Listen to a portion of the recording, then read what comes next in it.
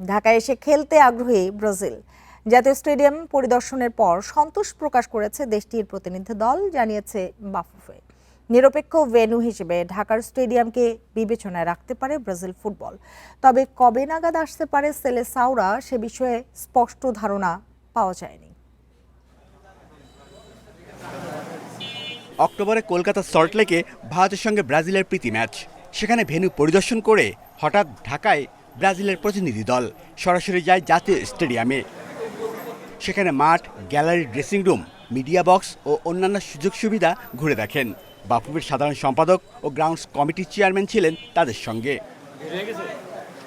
প্রাথমিকভাবে যে কোনো দেশের বিপক্ষে ব্রাজিলের ম্যাচ আয়োজনের জন্য ঢাকা জাতীয় স্টেডিয়ামকে নিরপেক্ষ ভেন্যু হিসেবে বিবেচনায় আগ্রহ দেখিয়েছে 5 সদস্যের প্রতিনিধি দল। এমনকি বাংলাদেশের সঙ্গে ম্যাচ আয়োজনের সম্ভাবনার কথাও জানিয়ে গেছেন।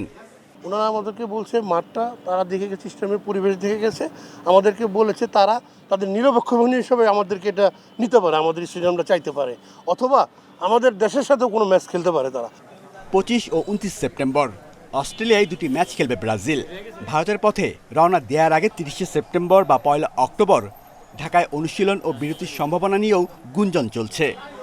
এই উইন্ডোতে আসার আগেও হয়তো তাদের চিন্তাভাবনা আছে, তাদের স্পর্শ করেনি, তারা তাদের প্রত্যেক একটা পরে জানাবে।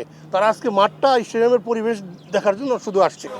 জাতীয় স্টেডিয়ামের চলমান কাজ 2 সপ্তাহের মধ্যে শেষ হবে। এরপর আবারও ভেন্যু পরিদর্শনে আসতে পারে ব্রাজিলের প্রতিনিধি দল। Shamim Ahmed, independent news, Dhaka.